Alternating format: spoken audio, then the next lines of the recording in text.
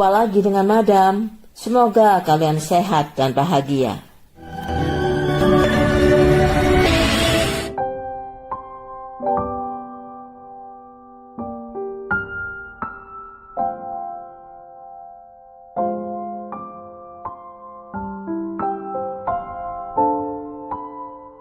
Untuk pertama kalinya dalam sejarah Amerika, pengadilan di California mengadakan persidangan di sebuah pantai, Seal Beach, California, di pinggir sebuah tebing yang curam untuk membuktikan korban yang jatuh dari tebing itu karena kecelakaan atau kesengajaan alias perbuatan menghabisi nyawa orang lain secara sengaja. Donna Hartman adalah seorang wanita muda berusia 20 tahun yang sering tinggal sendiri karena suaminya seorang marinir Angkatan Laut bertugas di sebuah pulau. Pada tanggal 2 April 1987, ia beserta dua temannya, pasangan suami istri BJ dan Virginia McGinnis, pergi berlibur ke Seal Beach, California, sebuah pantai yang terkenal keindahannya. Saat itu ketiganya berjalan menikmati indahnya pemandangan Seal Beach. Donna tiba-tiba berhenti karena asyik mengagumi keindahan pantai dan deburan ombak di bawahnya. Sementara pasangan suami istri BJ dan Virginia memilih terus berjalan. Tak berapa lama pasangan suami istri itu menengok ke belakang. Namun mereka langsung syok karena temannya itu tidak terlihat berdiri di tempat sebelumnya. Khawatir terjadi apa-apa dengan temannya, pasangan suami istri itu segera berlari menuju toko terdekat untuk meminta pertolongan. Tim pencari pun segera diterjunkan menyisir pantai di bawah tebing. Tak lama kemudian mereka berhasil menemukan tubuh Donna di dasar pantai sekitar 150 meter jauhnya dari tempatnya berdiri. Namun sudah tidak bernyawa. Pasangan suami istri itu menceritakan kejadian dimulai saat mereka bertiga sedang berjalan melihat-lihat pemandangan dan berfoto di ujung tebing. Lalu BJ dan Virginia melanjutkan perjalanan menyusuri pantai itu, sementara Donna masih tetap berdiri di tempatnya, asyik menikmati keindahan pantai di bawahnya. Yang terjadi selanjutnya adalah pada saat mereka kembali, Donna sudah tidak ada di sana.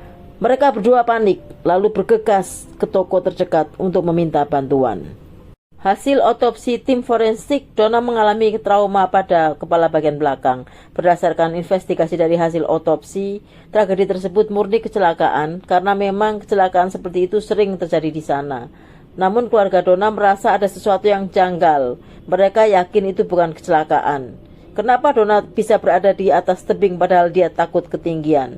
Keluarga Donna tidak suka Donna berteman akrab dengan pasangan suami istri McKinney karena mereka berusaha menjauhkan Donna dengan keluarganya. Berhubung kasusnya dianggap kecelakaan, mereka tidak bisa menuntut keadilan pada pasangan suami istri itu. Untuk itu mereka menyewa pengacara bernama Steve Kinney untuk menyelidiki kejadian sebenarnya.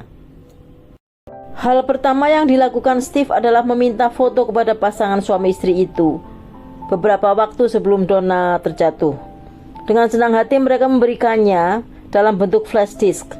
Ini memudahkan Steve untuk menyelidiki foto-foto tersebut secara berurutan. Pasangan McGinnis mengatakan bahwa sebelum terjatuh, Donna memakai sepatu hak tinggi yang mungkin dapat membuatnya lebih mudah jatuh. Begitupun tampak di foto, Donna memang menggunakan sepatu hak tinggi. Namun beberapa keanehan pada foto-foto tersebut membuat pengacara Steve yakin bahwa tragedi itu bukanlah suatu kecelakaan. Dalam foto-foto yang diambil pasangan McGinnis, ekspresi Donna pada awalnya terlihat senang dan tersenyum. Dia sadar sedang difoto dan beraksi di depan kamera. Namun hasil foto-foto berikutnya, Donna terlihat lemas dan mengantuk, disorientasi. Menurut ahli, ekspresi wajah Donna terlihat seperti sedang mengonsumsi obat yang mengandung zat tertentu. Tidak berhenti di situ, 4 foto terakhir menunjukkan hal yang cukup aneh, karena keempat foto itu menunjukkan lokasi tepat di mana Donna terjatuh, yang diambil dari sisi berbeda, sisi depan, sisi kiri, sisi kanan, dan sisi belakang. Ini berarti beberapa detik setelah diambil foto di tempat itu, Donna jatuh. Yang mengambil foto seharusnya menyaksikan Donna terjatuh. Juga BJ yang berfoto bersama korban. Tetapi mengapa dalam laporannya Donna jatuh pada saat mereka berdua tidak berada di TKP?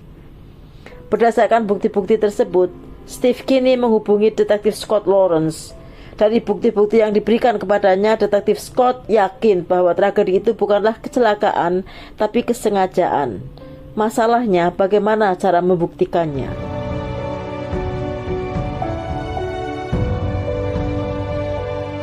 Maka penyelidikan terhadap suami istri tersebut dilakukan secara intensif. Siapa mereka, bagaimana latar belakangnya. Dari sebuah perusahaan asuransi, detektif Scott dan Steve mendapat informasi bahwa 1 hari sebelum tragedi itu terjadi, pasangan McGinnis mendaftarkan asuransi atas nama Donna Hartman dengan jumlah $35.000 atau sekitar 500 juta rupiah. Anehnya lagi, sesaat sebelum mereka keluar dari kantor asuransi, mereka bertanya pada pihak asuransi, apakah dana asuransi bisa cair jika Donna meninggal besok. Pihak asuransi tanpa curiga apapun menjawab iya. Dan anehnya, penerima santunan asuransi jika Donna meninggal adalah putra Virginia yang bernama James Coates. Saat itu dalam tahanan dan diakui sebagai kekasih Donna, padahal Donna masih terikat pernikahan dengan suaminya yang bertugas di Angkatan Laut. Bukti lain didapat dari penyelidikan forensik. 2 tahun sebelumnya, ketika tubuh Donna diteliti di lab forensik, kebetulan dokter yang bertugas saat itu mengambil sampel darah Donna dan membukukannya. Lalu ia mengungkapkan bahwa setelah kembali dicairkan, terdapat kandungan zat antidepresan. Yang mencurigakan adalah Donna tidak pernah mendapatkan resep obat tersebut karena tidak pernah ada masalah dengan kondisi jiwanya. Namun justru B.J. McGinnis yang pernah mendapat resep obat tersebut. Steve juga bertanya kepada waiters yang saat itu melayani makan siang Donna dan pasangan McGinnis, makanan apa yang dipesan Donna, dan waiter mengatakan Donna hanya memesan soft drink. Ada dugaan kuat bahwa B.J. memasukkan obatnya ke dalam minuman Donna. Setelah mengetahui semua bukti itu, keluarga Donna meminta otopsi ulang dan permintaannya dikabulkan. Dr. Barbara Wigley Jones, ahli forensik yang ditugaskan pada saat itu, menemukan hal yang tidak ditemukan pada otopsi sebelumnya, yaitu adanya luka cukup parah pada punggung tangan Donna. Namun anehnya tidak ada sama sekali luka pada bagian telapak tangannya, yang memungkinkan adanya teori bahwa Donna sengaja didorong oleh seseorang dari atas tebing itu. Pada saat hampir jatuh, secara refleks ia menyelamatkan diri dengan berpegangan pada tebing. Namun orang yang mendorong Donna menginjak tangannya kuat-kuat. Karena tidak mampu menahan sakit, Donna melepas tangannya dan jatuh. Injakan itu menyebabkan luka di punggung tangannya. Bukti-bukti tersebut mengarah pada investigasi yang lebih serius untuk menemukan motifnya. Dari investigasi lanjutan, ternyata Virginia memiliki banyak kasus gelap yang mirip dengan tragedi yang terjadi pada Donna. Karena keramahannya, ia sering diminta saudara atau temannya untuk merawat anak atau orang tua mereka. Namun semua orang yang dirawatnya selalu meninggal secara misterius tanpa sebab yang jelas. Virginia pun selalu membuat asuransi beberapa hari sebelum orang-orang yang dirawatnya meninggal di beberapa perusahaan asuransi. Nilai nominal uangnya selalu $35.000. Kenapa jumlahnya $35.000? Karena dengan jumlah nominal itu perusahaan asuransi tidak akan curiga dan melakukan investigasi, sehingga dia selalu aman. Perbuatan Virginia sungguh keji karena sudah cukup banyak korbannya, termasuk ibunya sendiri, suami Virginia yang kedua, dan anaknya sendiri yang baru berusia 3 tahun. Mereka semua meninggal secara misterius. Sayang sekali tidak cukup bukti untuk menjerat Virginia atas meninggalnya orang-orang tersebut. Bukti kuat lainnya juga ditemukan. Tanda tangan asuransi atas nama Donna Hartman memiliki saksi bernama Alice Kesen, yang merupakan tetangga Virginia. Namun saat dikonfirmasi oleh Steve Kinney, Alice sama sekali tidak tahu tentang asuransi tersebut. Bahkan ejaan namanya keliru. Hal itu merupakan bukti yang kuat bahwa Alice tidak menandatanganinya, karena seseorang tidak mungkin salah menulis namanya sendiri. Yang memasukkan tanda tangan Alice pastilah Virginia. 2 tahun setelah tragedi tersebut, pasangan McGinnis ditangkap dan dijebloskan ke tahanan dengan tuduhan menghilangkan nyawa Donna. Virginia berusaha menyelamatkan diri dengan mengelak bahwa dia tidak di tempat saat kejadian tersebut. Buktinya dalam foto-foto Donna tidak ada satupun dirinya muncul. Itu menjadi bukti bahwa ia tidak di sana, katanya. Sayangnya Virginia tidak menyadari bahwa salah satu dari foto-foto tersebut ada bayangan orang yang memfotonya. Maka investigasi untuk mengidentifikasi siapa bayangan dalam foto itu dilakukan. Beruntung para investigator mendapat informasi tanggal dan jam terjadinya tragedi tersebut, karena ini menentukan posisi matahari saat itu. Investigator membandingkan posisi matahari dengan jarak bayangan itu ke tebing karang. Jarak antara posisi Donna dihitung dengan milimeter lensa kamera. Maka dengan menghitung panjang dan sudut bayang-bayang, investigator dapat menentukan lokasi matahari secara tepat.